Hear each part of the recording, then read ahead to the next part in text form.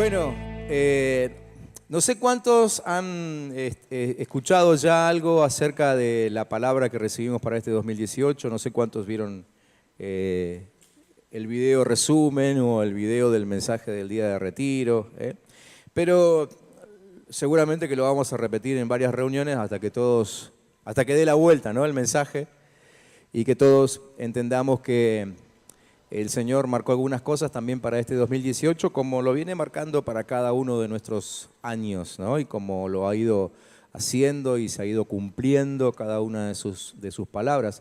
Una de las cosas que el Señor nos mostró para este año es que tenemos que ser muy sensibles en nuestro oído, ¿no?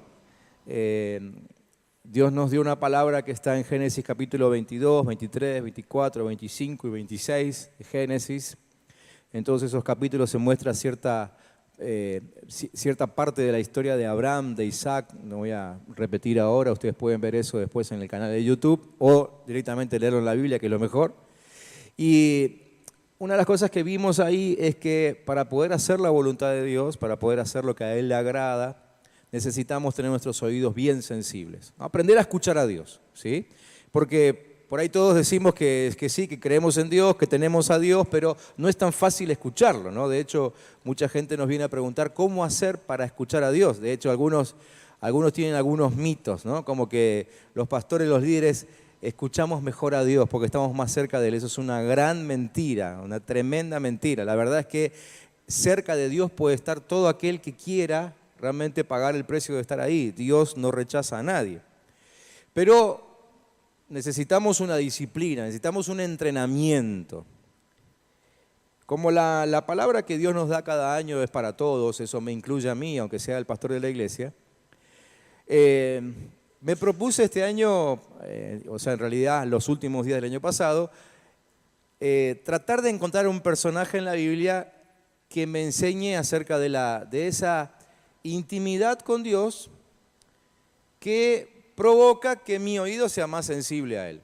Y obviamente el primer ejemplo y creo que el más fuerte en la Biblia con respecto a intimidad con Dios es el rey David, ¿no? Creo que por lo menos desde mi punto de vista no hubo otro que tuviese tanta intimidad con Dios como la tuvo David. Así que me puse a leer, a estudiar una vez más acerca de su vida. Y en estos miércoles quiero compartir algunas cosas acerca de la vida de David. Así que esto va a ser una especie de serie, ¿sí? Si quieren tomar sus apuntes, o cómprense un cuaderno que diga lecciones, como dice ahí, lecciones en la vida de David. No sé si vamos a ver un capítulo cada miércoles, bueno, la idea es empezar y donde haya que terminar, terminamos, ¿sí? Pero fui encontrando algunas cosas interesantes en la vida de David, seguramente que ustedes muchas las deben haber descubierto ya y antes que yo, y muchas van a descubrir que yo ni siquiera las voy a ver, pero por lo menos, como tengo el micrófono en la mano, me voy a dar el lujo de compartirlas yo, ¿no? Y quiero leerles entonces un pasaje que es el que está ahí en la pantalla. Si quieren, búsquenlo en sus Biblias, así me acompañan en la lectura, o simplemente escuchen, ¿sí? Quiero leerles un párrafo que está en el primer libro de Samuel, capítulo 16. Primer libro de Samuel, capítulo 16. Yo se lo voy a leer en una versión contemporánea, así que si tienen alguna versión un poco antigua, probablemente algunas palabras cambien, pero no el sentido. Quédense tranquilos que si algunas palabras no coinciden, el sentido es exactamente el mismo, ¿sí? Primer libro de Samuel, capítulo 16. El versículo 1, luego salteamos el 2 y el 3, pasamos directamente al 4 y ahí seguimos en adelante hasta el 13, ¿no? Allí dice que un día el Señor le dijo a Samuel era el profeta de turno en ese tiempo, ¿hasta cuándo vas a estar triste por causa de Saúl? Saúl era en ese momento el rey, ¿sí?, de Israel. Dice Dios, ¿no recuerdas que yo lo deseché como rey de Israel? ¿Sí? Dios lo había desechado a Saúl porque Saúl no hizo las cosas como Dios esperaba que las hiciera. Entonces le dice a Samuel, mejor llena de aceite tu cuerno. El cuerno era como una vasija, como un cántaro, ¿sí? Pero de un cuerno, literalmente de un cuerno. Llena de aceite tu cuerno y ve a Belén, allí vas a visitar a Yesé, dice esta versión, otra versión dice Isaí, la misma persona, porque uno de sus hijos será el próximo rey de Israel. Y Samuel hizo lo que el Señor le dijo. En cuanto llegó a Belén, los ancianos de la ciudad salieron temerosos a recibirlo y le preguntaron, ¿vienes con intenciones pacíficas? Y Samuel le respondió, sí, vengo a ofrecer un sacrificio al Señor. Purifíquense y acompáñenme. Y Samuel purificó también a Yesé y a sus hijos y los invitó al sacrificio. Y cuando todos estuvieron reunidos, Samuel vio a Eliab. Eliab era el hijo mayor de Yesé o de Isaí. Y pensó, seguramente este es el que Dios ha escogido. Pero el Señor le dijo, no te dejes llevar por su apariencia ni por su estatura, porque este no es mi elegido. Yo soy el Señor y veo más allá de lo que el hombre ve. El hombre mira lo que está delante de sus ojos, pero yo, dice Dios, miro el corazón. Luego Yesé llamó a Abinadab, el segundo hijo, y lo puso enfrente de Samuel, pero este dijo, tampoco este es el elegido del Señor. Yesé entonces presentó también a Samá, tercer hijo, y Samuel repitió que tampoco este era el elegido del Señor. Yesé le presentó a 7 de sus hijos, pero Samuel le dijo que el Señor no había elegido a ninguno de ellos. Y le preguntó, ¿estos son todos tus hijos? Yesé respondió, falta uno, que es el menor, pero él anda cuidando las ovejas. Y Samuel le dijo, manda a traerlo, porque sin él no podemos sentarnos a la mesa. Yesé mandó a traerlo y cuando éste llegó lo invitó a pasar. Era un jovencito rubio, de hermosos ojos y de agradable apariencia. Entonces el Señor le dijo a Samuel, este es mi elegido, levántate y conságralo. Samuel tomó entonces el cuerno en donde llevaba el aceite y lo ungió como rey en presencia de sus hermanos, y a partir de ese día el Espíritu del Señor estuvo sobre David. Cuando leo este pasaje, lo que me surge, lo que me pasa por la cabeza es que, bueno, yo también quisiera ser un elegido de Dios, ¿no? Como fue David. Y supongo que todos ustedes, ¿no?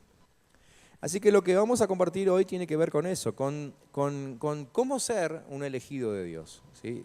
Digo, no vamos a ver todo hoy, pero a lo largo de estos miércoles quiero que vayamos pensando en esto, cómo ser un elegido de Dios, porque la verdad es que el que consigue ser un elegido de Dios sabe que es el que cuenta con esa cercanía del Padre, con esa bendición especial, ¿no? Como les voy a ir mostrando ahora.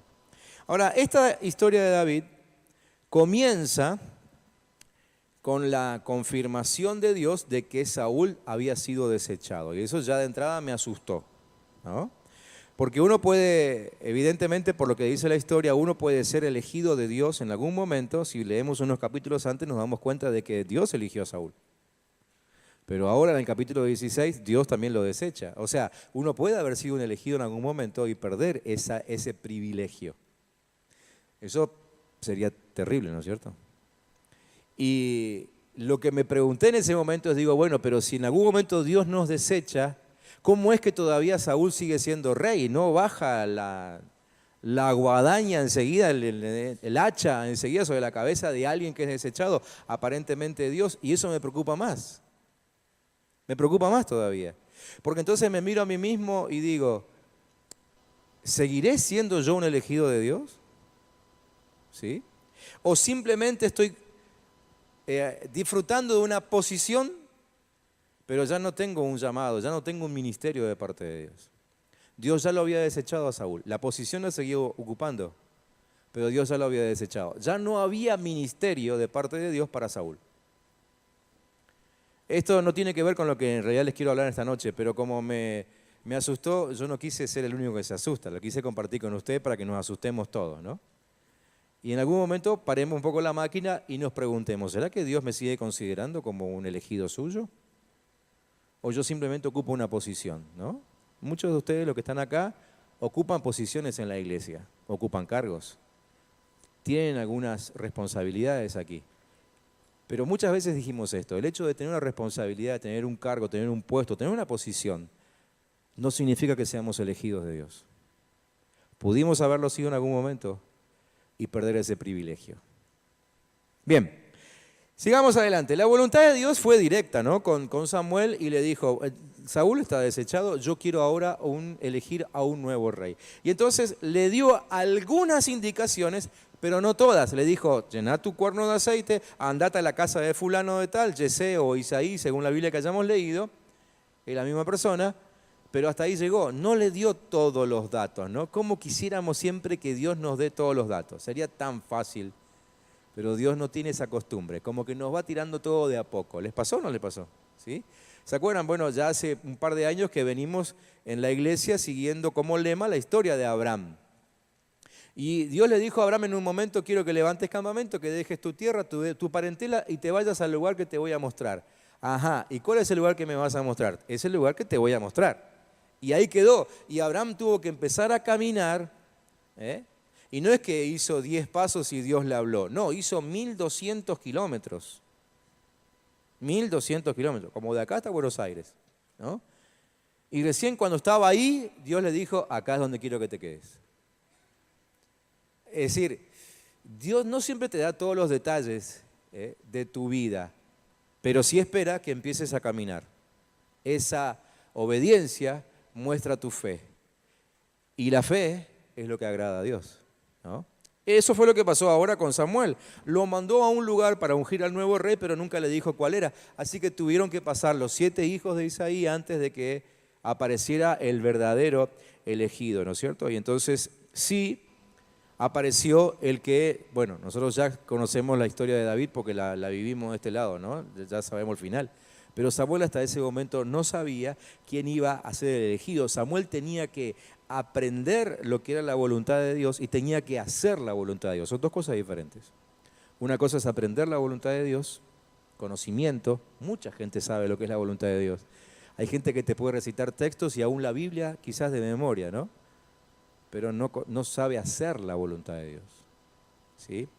Samuel tuvo que aprender eso y darse cuenta de que nadie va a ser un ungido, un escogido de Dios simplemente porque quiera hacerlo o porque alguien lo quiera escoger. Alguien llega a ser ungido y llega a ser escogido porque Dios lo determina. Eso Samuel quizá lo tuvo que aprender con esta historia, ¿no? Entonces, llegó el momento de la elección del elegido. Y es interesante que, o sea, la historia está llena de cosas interesantes, pero algunas me llamaron la atención, como por ejemplo, cuando llega Samuel al lugar donde vivía Isaí con sus hijos, dice que lo primero que los llevó a hacer es a santificarse. El santificarse en aquel tiempo no era simplemente levantar una oración, sino que había todo un ritual para santificarse, bueno, que hoy no viene al caso, ¿no es cierto? Ustedes lo pueden leer en otro momento en el libro de Levítico, por ejemplo. Pero había todo un proceso hasta que la santificación se diera para que entonces Samuel pudiese empezar a buscar al elegido. Hicieron eso con Isaí y con cada uno de los hijos de él. Y al final no era ninguno. Pero lo que me llamó la atención es que cuando aparece David, a David no lo santificaron. David no pasó por el proceso de la santificación. ¿Por qué no pasa por ese proceso? Porque ya Dios lo había santificado. Él ya estaba santificado. Hay algo interesante que nos muestra. Ustedes saben que David era un adorador, ¿no? Y que prácticamente su vida toda siempre estaba en torno de la adoración. Él se la pasaba adorando a Dios. Y algo interesante que me enseña esta primera parte de la historia es que si alguien va a ser escogido en el ámbito de la santidad y de la adoración. ¿Sí? De la santidad y de la adoración. De hecho, casi podría decir esto, es difícil encontrar a Dios fuera de ese ámbito. ¿Sí? Por eso es que tanta gente dice, yo busco a Dios y no lo encuentro. Claro, es que Dios no lo encontrás en cualquier lugar. ¿Sí? Es lo mismo que decir, bueno, voy a buscar, qué sé yo, voy a ir a buscar a Mauro, a Cipoletti. Y no lo voy a encontrar a Mauro a Cipoletti, porque Mauro está acá, está en Neuquén, vive en Neuquén, trabaja en Neuquén. No podés buscar a alguien en el lugar donde no vive. Por eso la gente no encuentra a Dios. Dios vive en un ámbito de santidad y de adoración. Y el que vive en ese ámbito de santidad y de adoración no necesita un ritual especial para ser santificado. ¿Sí? Isaí y sus hijos tuvieron que pasar por ese proceso porque ellos no estaban ahí, evidentemente. Por eso tampoco Dios los escogió. Pero al que Dios escogió no tiene que pasar por ningún ritual. porque Dios lo escoge justamente porque vive en un ámbito de santidad y de adoración. Cuando Samuel le pregunta a Isaí dónde estaba ese hijo que faltaba, Isaí le dijo en el campo cuidando las ovejas. Pero tomé esa frase en el campo y me puse a pensar en esto, ¿no? Un elegido de Dios, un escogido, puede estar en el campo, ¿sí? Y aún así, en el campo del mundo me refiero, ¿no es cierto? Es decir, está en medio, David no estaba en la casa, no estaba en el templo. David estaba trabajando, estaba fuera, en un ámbito secular, podríamos decir, ¿no? Aunque no es esa la palabra, pero para que ustedes me entiendan. No estaba en un lugar donde se cantaban himnos todo el tiempo. Pero el que es escogido de Dios puede estar aún en un ámbito laboral, secular, como le quieran llamar, y mantenerse santificado. ¿Sí? Porque el mundo no le afecta. Es al revés. Esa persona afecta al mundo. ¿Me entienden? ¿Sí? El mundo no le afecta a aquel que vive en un ámbito de santidad y de adoración. ¿A cuántos de ustedes les gusta el pescado? ¿Le gusta el pescado? ¿Cuántos de ustedes cuando comen pescado le ponen sal? ¿Le ponen sal? ¿Por qué le ponen sal si el pescado vivió toda la vida en agua salada? Es decir, el pez puede vivir toda la vida en agua salada, pero la sal del agua nunca le afecta. ¿Sí? Nunca le afecta. Por eso cuando lo sacamos, después le tenemos que poner sal. Así es la vida del escogido de Dios. ¿Sí? Puede vivir en medio del mundo, puede estar en cualquier ámbito y el ámbito ese no le afecta. ¿Sí? Por eso a mí un poquito, a veces me preocupa, a veces me da risa, ¿no? Cuando alguien viene y me dice, no, me desvié, pastor, porque usted no sabe los compañeros de trabajo que tengo yo, son de terror. Pero si sos un santo, si sos un escogido de Dios, tus compañeros no pueden afectarte. Debería ser al revés, vos afectás a tus compañeros de trabajo. No, pastor, usted no sabe con la mujer con la que vivo, es una bruja. No. Es que esa bruja que vive con vos debería en algún momento ser santificada por tu vida, ¿no? ¿Me entienden, no es cierto? Por eso es que David no necesitó un ritual extra para ser santificado. ¿Sí? Le voy tirando datos así, todos juntos, y al final, en una conclusión, se los voy a volver a enumerar, para aquellos que toman nota, para que sea bien ordenadito y se puedan ir con los apuntes a casa, si quieren, ¿no? Ahora, entonces comienza un desfile ahí de jóvenes apuestos y aparentemente capacitados para ser rey, pero ninguno de ellos era, porque Dios le dijo, Samuel, no mires a su apariencia física, yo estoy mirando otra cosa, le dijo Dios a Samuel. Así que Samuel siguió buscando cuando se dio cuenta de que a Dios lo que le interesaba era el corazón de aquel que iba a ungir. Y entonces Samuel le pregunta, ¿y falta alguno, Isaí? Sí, falta. ¿Quién falta? El menor. El menor. En el caso de David era el menor de edad, pero la palabra menor también me llamó la atención. ¿Por qué? Porque menor es como, y sobre todo en aquel tiempo, ¿no? Es como aquel que no era tenido en cuenta por los mayores. ¿Sí? El menor generalmente es relacionado con aquel que está para servir a los demás. Y en realidad es así como tiene que ser. Jesús dijo que nadie puede ser más importante que otro si no sirve a todos los demás. O sea, para el reino de Dios, el que más importa es el que más sirve a los demás. ¿Sí? Entonces ahí empezamos a entender cómo es que Dios elige a David, ¿sí? Porque era el que estaba al servicio de todos los demás. Otra enseñanza que nos da este pasaje, ¿no? Entonces, Isaí manda a llamar a David y David viene enseguida, dice versículo 12, envió pues por él y le hizo entrar. Vemos dos cosas ahí. Primero, cuando dice que envió pues por él, David, ¿qué hizo? Vino. Primera cosa que vemos es obediencia. David respondió con obediencia. Y después dice que Isaí lo hizo entrar. Eso nos muestra su humildad, la humildad de David. ¿Sí? Obediencia y humildad. Sigan anotando. Porque son esas características para que lleguemos a ser escogidos en algún momento. Y después viene, como para finalizar, lo que a mí me pareció lo más interesante. Dice el versículo 12 que era rubio, hermoso de ojos y de buen parecer. No se confundan, es pura casualidad. Pero me pareció interesante porque, claro, me puse a mirar y digo, a ver, siempre nos enseñaron de que David era rubio. A mí eso nunca me pareció que no era así. ¿Por qué? Porque en realidad los judíos no son los rubios que nosotros pensamos que son los rubios. ¿Sí? Y la verdad que no tiene nada que ver. Si bien esta era una descripción física, pero lo rubio para la Biblia no tiene nada que ver con el color del pelo. ¿Sí? Así que aquí aparecen algunas características interesantes. Porque cuando dice que era rubio, el rubio para aquel tiempo no era una alusión al color del pelo, sino al color de la piel. Quizás hay otra versión, a lo mejor lo que tienen las versiones más antiguas, donde en vez de decir rubio dice sonrosado. ¿Sí? El sonrosado, el color rosa de la piel, manifiesta salud. Entonces, cuando se dice que David era rubio, no se habla del color de su piel, sino que se habla de su condición física, se habla de su salud. ¿Sí? David era un muchacho que a la vista nomás te das cuenta que era muy saludable. Muy saludable. Y tenía que serlo, si iba a ser rey de Israel, y sobre todo cuando uno después ve todo lo que David atravesó, las innumerables peleas, las luchas, las batallas, guiar un ejército, huir, atacar, etcétera, etcétera, uno dice tiene que estar saludable, si no, no lo hubiese podido hacer, ¿no es cierto? Saludable. Ahora vuelvo a lo saludable. Después dice que además era de buen parecer.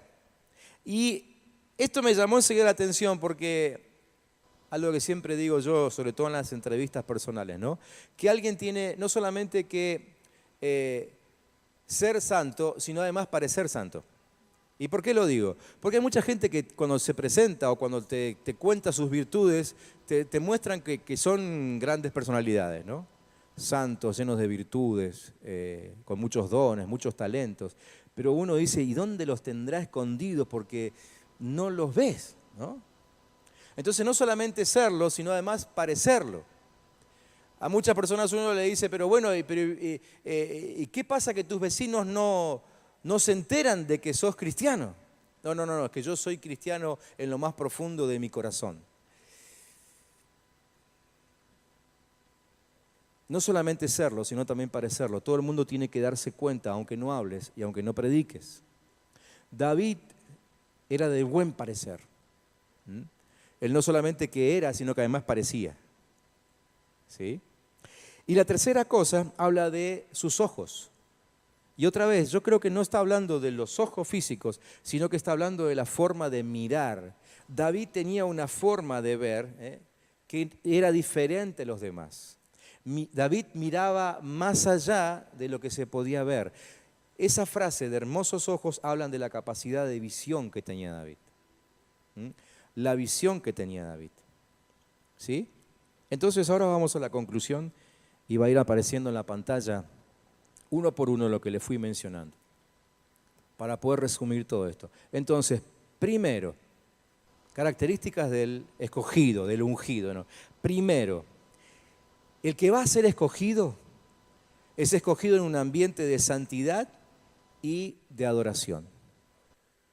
Si Dios busca escoger a alguien, lo va a buscar en ese ambiente.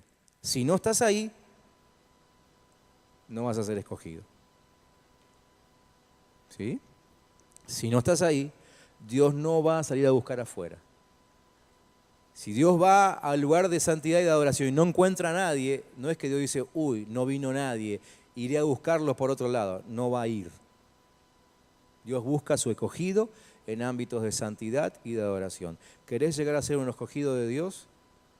Métete en la adoración y santifica tu vida. Segundo, el ungido siempre es el menor.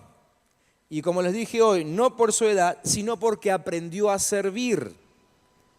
En Mateo 10, 27 está el pasaje que yo les mencionaba hoy, cuando Jesús dijo, el que quiera ser el mayor entre ustedes, deberá servir a los demás. Mateo 10, 27 para los que toman nota. ¿Sí? Así que somos escogidos cuando aprendemos a servir a otros. Si no aprendimos a servir a otros, a Dios tampoco le servimos. ¿Sí? Dios no quiere personas que se dejen servir. Dios quiere personas como Jesús, que vino a servir. Tercero, el escogido se caracterizará por un espíritu de obediencia. Obediencia. ¿Se acuerdan cuando le dije que Isaí lo mandó llamar y David vino al toque? ¿No? Así que el escogido se caracteriza por un espíritu de obediencia. Y aquí tengo que decirles otra cosa importante. En el reino, nadie es elegido por cuanto sabe, sino por cuanto obedece. Anotate esa frase o memorizala. Pero nadie es elegido por cuanto sabe, sino por cuanto obedece. Quizás sabes poco de la Biblia, quizás sabes un solo texto de memoria, pero si lo obedeciste, estás calificado para ser un escogido de Dios. Entonces no se trata de saber mucho, no es cuestión de aprender mucha Biblia, quiero aprender mucha Biblia, quiero leer mucho, quiero leerme libros. No, preocúpate más bien por lo que ya aprendiste, ponerlo en práctica inmediatamente. Si además podés leer mucho y estudiar mucho, mejor. Pero también acordate de esto, que el que más sabe, más responsable se hace, ¿no? Cuarto, el que va a ser escogido de Dios tendrá un espíritu humilde. Su espíritu será humilde. ¿Y por qué tenemos que ser humildes? Escuchen lo que les voy a ir leyendo, me hice yo una listita. Primero porque Dios atiende al humilde, Salmo 138. Dios exalta al humilde, Salmo 147. Dios hermosea a los humildes, así que si no te ves muy lindo en el espejo, con que seas humilde, ¿sí? Dios hermosea a los humildes, Salmo 149. Dios da gracia a los humildes. Hoy ya Silvia explicó lo que significa gracia. Proverbios 3, 34. Dios consuela a los humildes, 2 Corintios 7, 6. Con los humildes está la sabiduría, Proverbios 11, 2. Está la honra, Proverbios 29, 23. Y la lista de beneficios es inagotable. Así que tómense tiempo, de acá al miércoles que viene, busquen la palabra humilde. En la Biblia van a ver las virtudes increíbles y los beneficios increíbles que hay sobre los humildes. Por eso que tenemos que ser humildes. Quinto, si vas a ser escogido de Dios, tu estado de salud tiene que ser óptimo. Y obviamente hablamos del estado de salud general, integral, porque a Dios le gusta y piensa en tu integridad. Así que salud espiritual, bien sano. Salud emocional, bien sano. Psicológica, bien sano, ¿sí? Y obviamente salud física también, ¿sí? Miren, muchos se lamentan haber conocido a Dios ya de grandes, cuando el cuerpo no le da, ¿sí? Yo conocí al Señor, gracias a Dios, de chico, de adolescente. Y alcancé a hacer muchas cosas, muchas locuras, interesantes. Pero la verdad es que hoy, con casi 52 años, me encantaría seguir haciendo locuras y no las puedo hacer.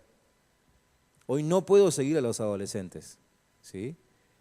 En algunas cosas que ellos hacen. Entonces, para ser escogido de Dios tenemos que tener un físico óptimo, ¿no? Cuida tu cuerpo. Porque Dios no solamente va a usar tu espíritu, Dios no solamente va a usar tu mente, no solamente va a usar tu boca para hablar, va a usar tu cuerpo. Y cuanto en mejor estado esté tu cuerpo, más lejos te va a poder llevar el Señor para servirte, ¿sí? Sexto, dijimos que el escogido de Dios tiene visión. Visión. Y déjenme que les diga lo que es la visión. No sé si alguna vez les compartí este significado de la palabra visión, pero visión es la capacidad de proyectar la vida viendo el final, no el principio. ¿Te explico? Muchos planifican su vida viendo el principio de su vida. Entonces, claro, vos ves hoy y decís, no, ¿a dónde voy a ir yo? ¿No? Con 10 kilos de más, ¿qué voy a hacer yo de mi vida? ¿No? ¿Qué voy a hacer yo si no tengo plata, no tengo recursos, no tengo esposa, no tengo esto, no tengo aquello? No? El que mira su condición hoy no puede proyectar su vida hacia adelante. Pero el que tiene visión tiene esta capacidad, la capacidad de proyectar su vida desde el final, de lo que va a llegar a ser. Y entonces establece metas y planifica y dice, para llegar allá tengo que hacer esto y esto otro y esto otro y esto otro y esto otro. ¿Y qué pasa con esa persona? Al final llega. Esa es una persona de visión. ¿Mm? Una persona de visión, acuérdense siempre, es aquel que puede planificar la vida desde el final, no desde el principio. ¿Sí? Y por último, el escogido de Dios no solo es, sino que también parece. Así que no le andes diciendo a todo el mundo que sos cristiano, o que servís en una iglesia, o que vas a un culto, a un grupo de crecimiento, qué sé yo. Mejor mostralo. Que parezca que lo haces, que parezca que lo sos. Amén. Va a quedar ahí en la pantalla esta imagen. Van a quedar los 7 puntitos. ¿Sí? Y estaría bueno que aquellos que quieran ser escogidos de Dios y quieran sentirse realmente ungidos por Él para servirle, para agradarle por sobre todas las cosas, nos tomemos un ratito ahora para orar. Cada uno en lo personal. Muchas veces oramos de a 2, de a 3. Hoy vamos a orar solos. ¿Sí? Y cada uno, según estos 7 puntitos, le va a decir al Señor lo que sienta que debe decirle. Quizás algunos puntos ya los tienen bastante avanzados. Quizás otros puntos ya los tienen recontra claros. Quizás otros hay que empezar. Quizás algunos hay que encarar. Hablen con el Señor a solas. Tómense un minutito ahí. No les voy a decir que cierren los ojos porque si no, no verían la pantalla. Pero pónganse en la posición que a ustedes más cómoda resulte en este momento. Y si necesitan en algún momento cerrar los ojos para no distraerse, háganlo. Pero que este tiempo de intimidad, de oración con el Señor, sea un primer paso que los conduzca a ser un escogido o una escogida de parte de Dios. ¿Sí? Cuando pienso en la historia de David, por supuesto que jamás podría ponerme en el lugar de Dios, pero trato de pensar cómo él vivía ese momento, ¿no? Por un lado, viendo a Saúl que su vida era un desastre, iba de mal en peor. Y a causa de la conducta de Samuel, el pueblo de Dios se estaba desviando. Por otro lado, él veía a un David, acuérdense que Dios lo ve todo junto desde arriba, ¿no es cierto? Desde su posición. Veía a un David que estaba viviendo como a él le gustaba que se viva. ¿Sí? Y quizás hasta Dios, no sé si vale la palabra o no, pero quizás Dios entraba en una especie de desesperación santa, no sé cómo decirlo, de ya sacar de una vez por todas a Saúl y poner a David. Me gustaría que cuando ores ahora, ores buscando que Dios se desespere por escogerte. Que Dios se desespere por escogerte. Porque al mismo tiempo Dios ahora mismo está mirando a aquellos que no hacen su voluntad. Aquellos que quizás ni siquiera están en la iglesia, pero quizás algunos que sí están en la iglesia, pero están haciendo las cosas mal. Dios está buscando a quién escoger, Dios está buscando a quién ungir. Cuando ores con el Señor, decirle: Señor, espero que vos te desesperes por escogerme. Y que empieces a mover los hilos y que mandes a alguien, así como Dios mandó a Samuel para el acto final de ungimiento de David. Decirle: Señor, manda a alguien o manda a tu Espíritu Santo, pero que me habilite y que me haga sentir, me haga confirmar que soy un escogido de Dios. Yo creo que David, por lo que vemos en este texto, algo sabía.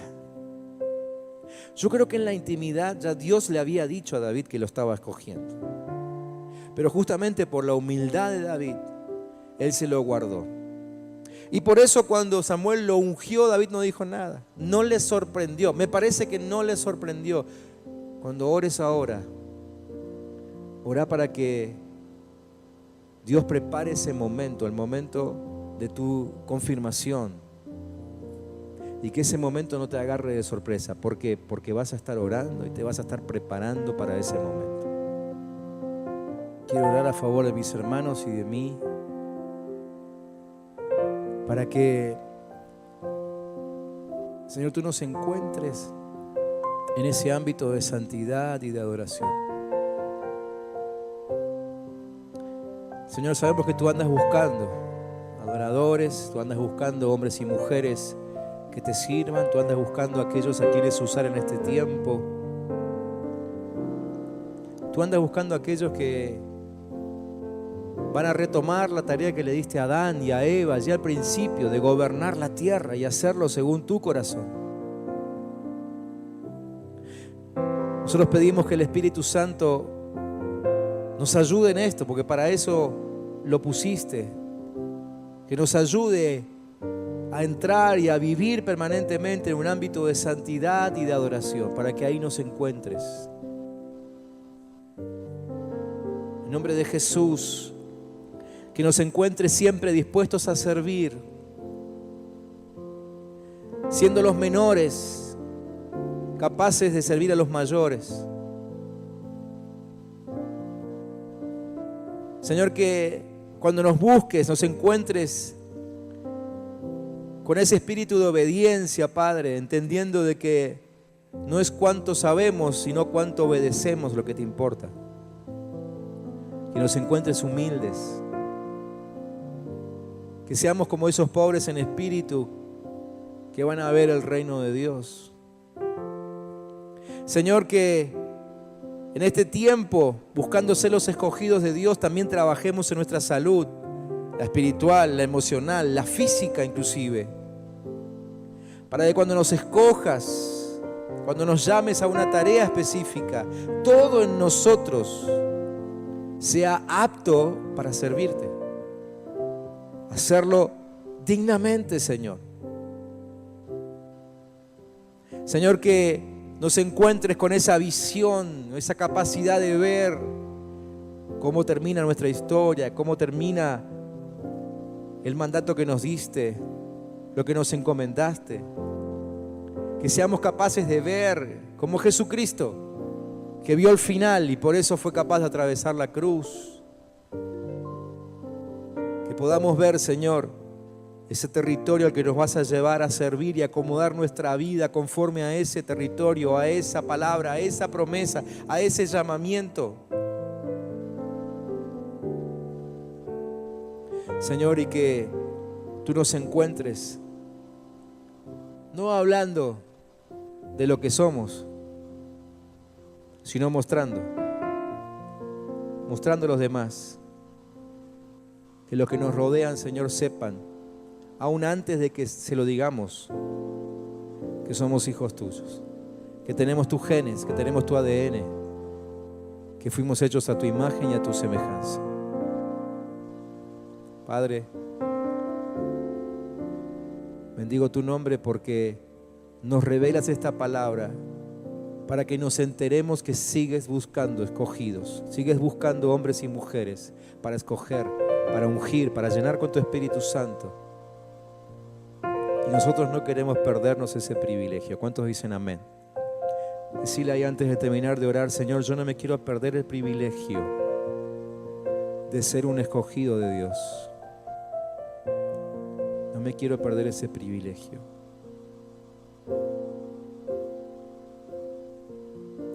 En nombre de Jesús, bendigo a mis hermanos con el privilegio de ser escogidos. Y que tu Espíritu Santo los unja, nos unja como iglesia, como hijos tuyos. En el nombre de Jesús. Amén. Y amén.